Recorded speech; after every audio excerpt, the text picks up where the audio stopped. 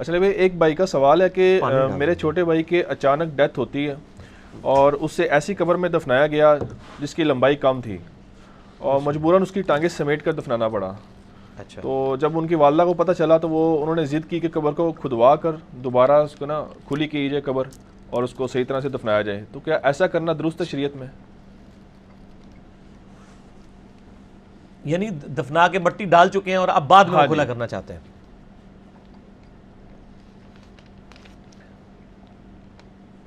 یہ بالکل حرام ہے جی. امانتاً دفنانا بھی حرام ہے کسی کو.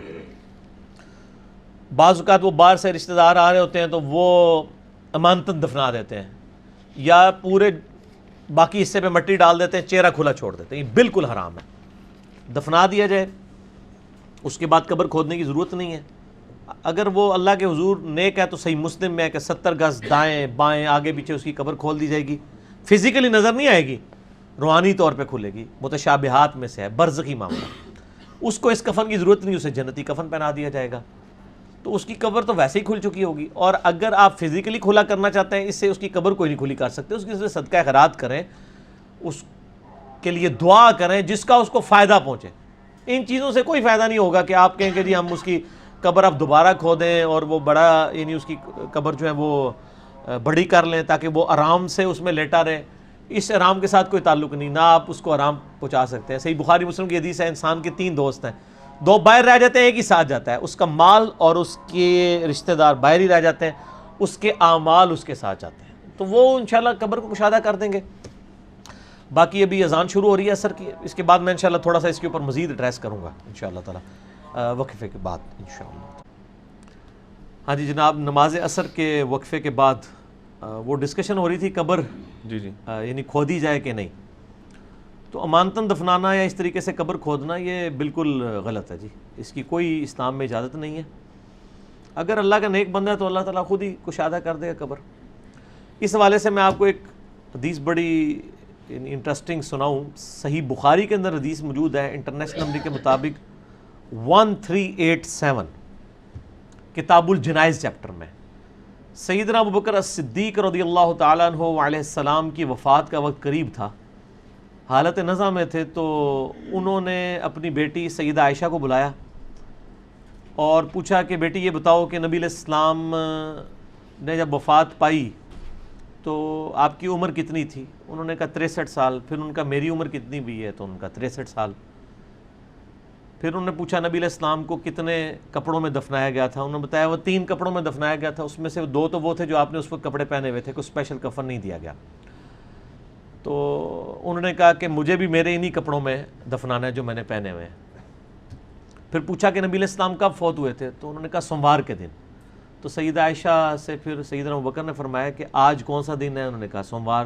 تو انہوں نے کہا میں اللہ سے امید کرتا ہوں کہ مجھے بھی آج ہی موت آئے گی, لیکن اللہ کا شکر ہے کہ آپ کو سوموار دن موت نہیں آئی, ورنہ تو علم غیب ثابت ہو جاتا. ٹھیک ہو گیا. اس حدیث کے الفاظ ہیں, سیدہ عائشہ کہتی ہیں کہ حضرت ابوبکر پھر سوموار کو نہیں فوت ہوئے, منگل کو بھی فوت نہیں ہوئے, منگل اور بدھ کی درمیانی رات کو فوت ہوئے اور اسی رات میں ان کو دفنایا گیا.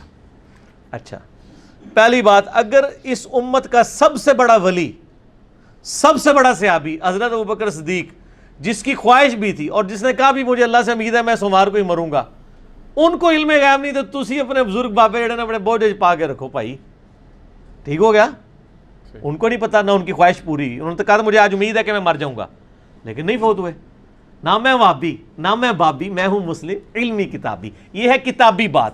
صحیح بخاری 1387 سیدنا ابوبکر نے کہا کہ مجھے آج امید ہے کہ میں مر جاؤں گا, لیکن نہیں مرے. اور یہ بزرگ پہلے ہی دس دیں نے کیا ہوتا ہے, اے دس سب تو بڑے بزرگ نے, کچھ بھی نہیں ہوا. یہ تو ہم چیک کر سکتے ہیں, آپ کے بزرگوں کی تو افواہیں ہیں, وہ تو چیک نہیں ہو سکتی, کاؤنٹر ویریفائی نہیں ہو سکتی.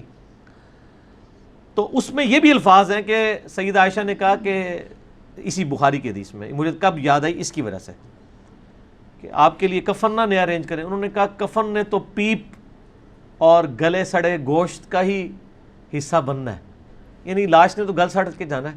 تو یہ زندہ بندوں کی ضرورت ہے نئے کپڑے, مجھے میرے انہی کپڑوں میں دفنانا.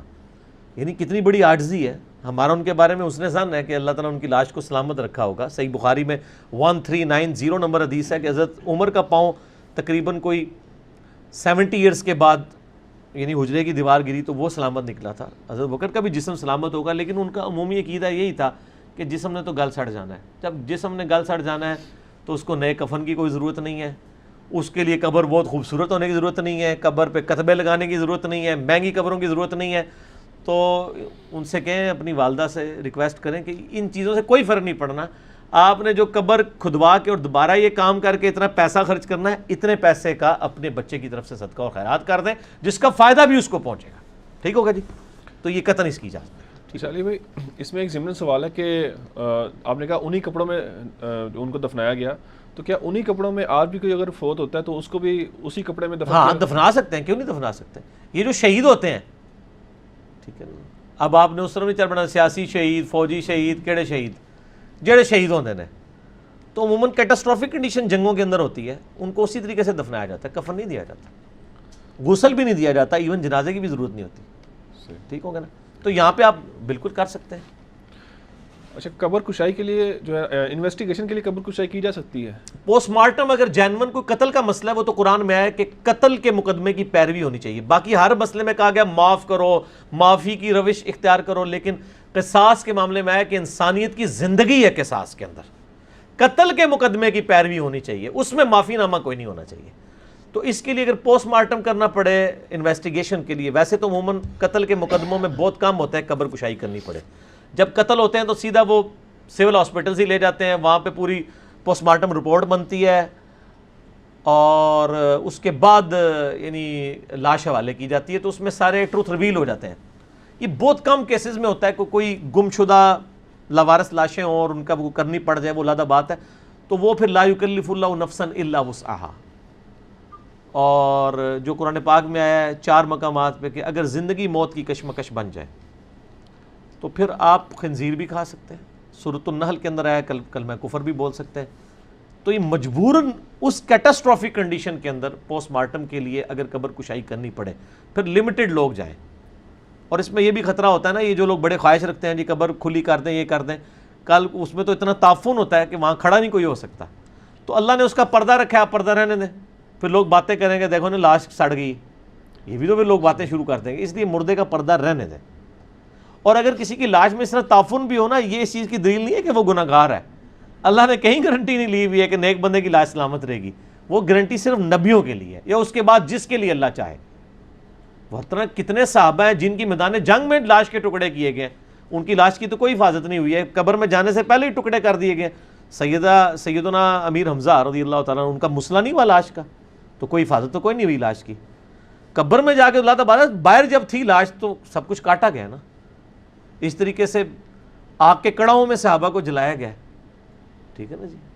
تو یہ کوئی دلیل نہیں کسی کی لاش کا سلامت رہنا کہ وہ یعنی کسی کی بزرگی دلیل کہ لازمی لاش سلامت رہے، ضروری نہیں ہے، ہو بھی سکتی نہیں بھی ہو سکتی.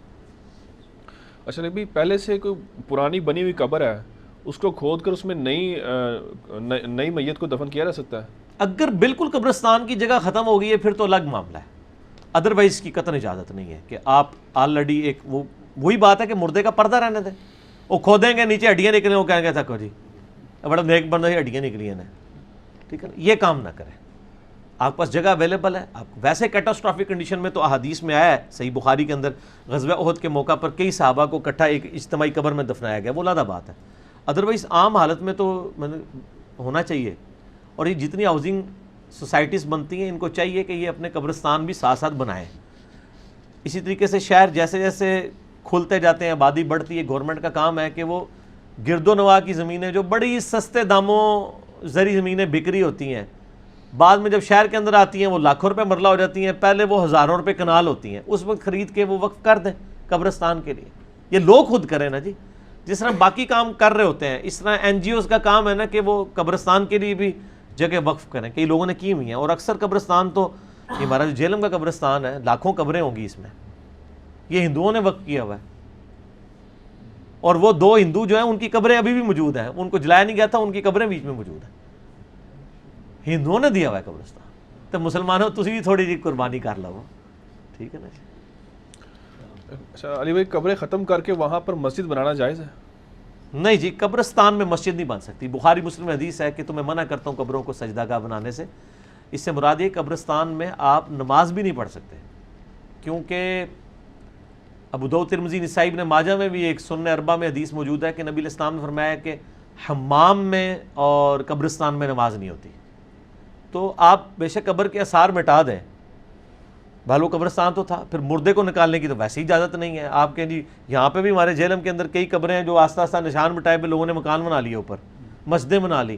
ایسی مسجدوں میں نماز نہیں پڑھنی چاہیے جہاں پہ آپ کو یہ شورٹی ہے کہ یہاں پہ نیچے قبریں تھیں.